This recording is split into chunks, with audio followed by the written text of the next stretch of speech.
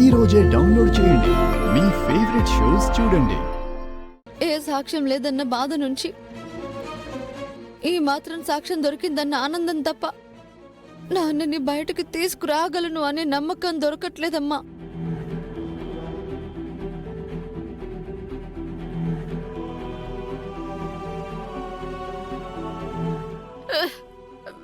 అమ్మా అమ్మా అమ్మా అమ్మా అమ్మా అమ్మా ఏమైంది నీకు?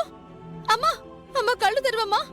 అమ్మా అయ్యో అమ్మా అయ్యో అయ్యో. ఏమండి కాఫీ?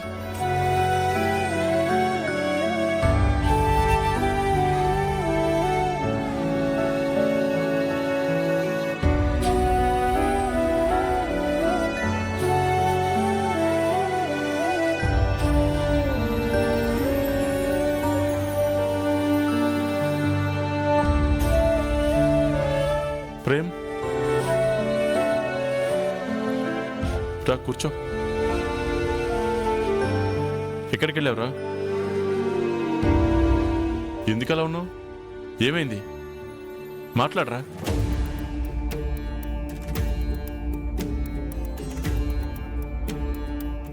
ఇంకెవరి గురించి?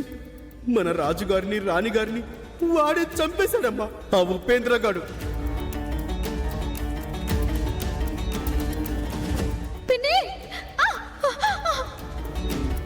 సార్ బాబు అది జరిగింది నాన్న.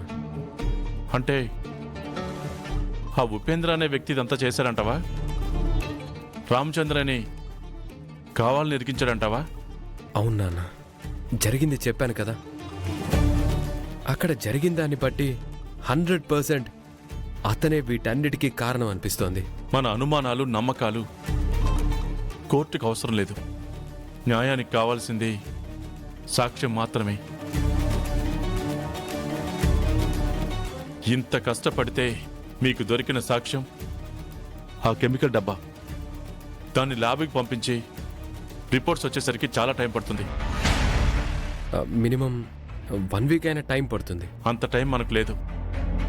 ఒకవేళ ఈ లోపు వచ్చినా ఈ సాక్ష్యాన్ని కోర్టు పరిగణలోకి తీసుకుంటుందో లేదో తెలీదు. ఒక వ్యక్తి కోర్టులో అపీర్ అయ్యి సాక్ష్యం చెప్పడానికి, ఒక రిపోర్ట్ని సాక్ష్యంగా ప్రొడ్యూస్ చేయడానికి చాలా తేడా ఉంటుంది. సో దీన్నే నమ్ముకుని కూర్చుంటే రామచంద్రని బయటికి తీసుకురావడానికి ఎక్కువ ఛాన్సెస్ లేవు. రామచంద్ర తప్పు చేశాడని కోర్టు నమ్మేసిన దశలో నువ్వు వాదించి టైం తీసుకున్నావు. గుడ్. నీ వైపు నుంచి సాక్ష్యాలు బలంగా లేవన్నప్పుడు జడ్జి గారు ఫస్ట్ ఒపీనియన్ ప్రకారం జడ్జిమెంట్ ఇవ్వడం మంచిది అనుకునే అవకాశం ఉంది. ఆ కెమికల్ డబ్బా మీద వేలిముద్రలు ఎంతవరకు ఉపయోగపడతాయనే అనుమానం మాకు కూడా ఉంది. అందుకేరా ఇంకో దారేదన్నా చూసుకుంటే బెటర్. బాబు చెప్పిన దాన్ని బట్టి మరో దారి ఏముందండి? రోజా ఉంది కదా. రోజానా? రోజా ఉండడం ఏంటి? తను ఎలాగూ ఆ రాజ సంస్థానానికి వారసురాలు కాబట్టి రామచంద్రయ్య గురించి మంచిగా 4 ముక్కలు కోర్టులో చెప్తే సరిపోతుంది. తనంత సులభంగా రాదు నాన్న. పేదవాళ్ళంటే తనకి చాలా చిన్న చూపుంది. ఏ తప్పు చేయని మనిషి ప్రాణం కాపాడటానికి పేద పెద్ద తేడా ఏంట్రా? మనిషిగా ఆలోచిస్తే సాటి మనిషికి సాయం చేయాలన్న ఆలోచన వస్తుంది. రాను అంటే కోర్టు నుంచి నోటీస్ పంపించు. కోర్టు రమ్మన్న తర్వాత రాక తప్పదు కదా. నిజమే నాన్న, మీ ఆలోచన చాలా బాగుంది.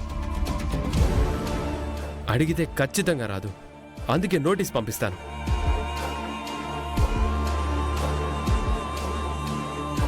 కానీ ఇంకా ఏంట్రా ప్రాబ్లం? నోటీస్ ఇచ్చినా రోజా రావడానికి అమ్మ ఒప్పుకోవాలి కదా. మీ అమ్మకి తెలిస్తే రోజా కోర్టుకు రావడానికి ఒప్పుకోదు. తనకు తెలియకుండా కోర్టుకు తీసుకెళ్లి సాక్ష్యం చెప్పించండి. అలాగే నాన్న. చామ్ తరపున నోటీస్ పంపించి చామ్ని హ్యాండిల్ చేయమంటమే బెటర్ అనుకుంటా.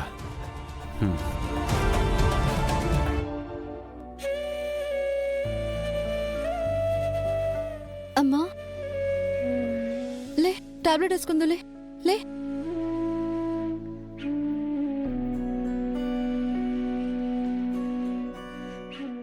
వేసుకో.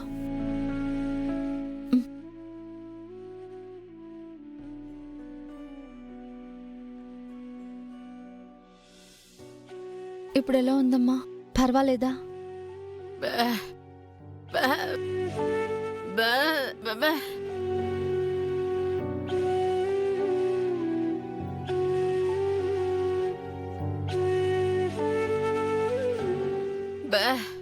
నాన్న నిర్దోషిగా బయటకు వస్తాడమ్మా. ఎలా అయినా సరే నేను తీసుకొస్తానమ్మా. నువ్వు అదే విషయం గురించి ఎక్కువగా ఆలోచించి నీ ఆరోగ్యాన్ని పాడు చేసుకోవద్దు. ఏ తప్పు చేయలేదు, ఎవ్వరికి ఏ అన్యాయమూ చెయ్యలేదు. చనిపోయిన వాళ్ళు దేవుడితో సమానం అని అంటారు కదా, అదే నిజమైతే రాజుగారు రాణిగారు దేవుళ్ళే మనల్ని కాపాడతారమ్మా. నిజం ఏంటనేది ఎవ్వరికీ తెలియకపోయినా సరే వాళ్ళకి తెలుసు కదా. నువ్వు ప్రశాంతంగా పడుకో అమ్మా.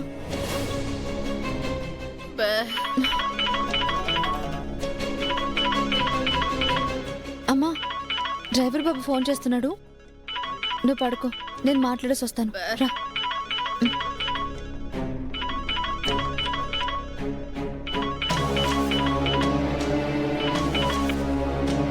హలో బాబు. చామ్, మనం తీసుకొచ్చిన సాక్ష్యం ఎంతవరకు ఉపయోగపడుతుందో అని మనకే అనుమానంగా ఉంది కదా. అందుకే మీ నాన్నని బయటికి తీసుకురావడానికి ఇంకొక మంచి దారి కూడా ఉంది. ఏంటి బాబు ఆ దారి? రోజా ఆ సంస్థానానికి చెందిన మనిషే కదా, పైగా ఆ రాజ సంస్థానానికి ఏకైక వారసురాలు. తెలియనట్టు మళ్ళీ మళ్ళీ అడుగుతావేంటి బాబు? ఒకసారి అడిగాను కదా, రానంటే రాను అని ఖరాఖండగా చెప్పింది కదా. మళ్ళీ అడిగి కాదని పెంచుకోవడం అవసరమా? నువ్వనేదంతా నాకు కూడా తెలుసు చామ్. అందుకే నేను కోర్టు నుంచి నోటీస్ పంపిస్తాను. అప్పుడు తను రాక తప్పదు. మా కోసం రాకపోయినా కోర్టు రమ్మంటే ఖచ్చితంగా రావాల్సిందే. హ. మంచి ఐడియా బాబు. నీకు ఒక మాట చెప్పి నోటీస్ పంపిద్దామని కాల్ చేశాను చామ్. థ్యాంక్ యూ బాబు. ఎందుకు? మా నాన్నని నిర్దోషిగా బయటకు తీసుకుని రావడానికి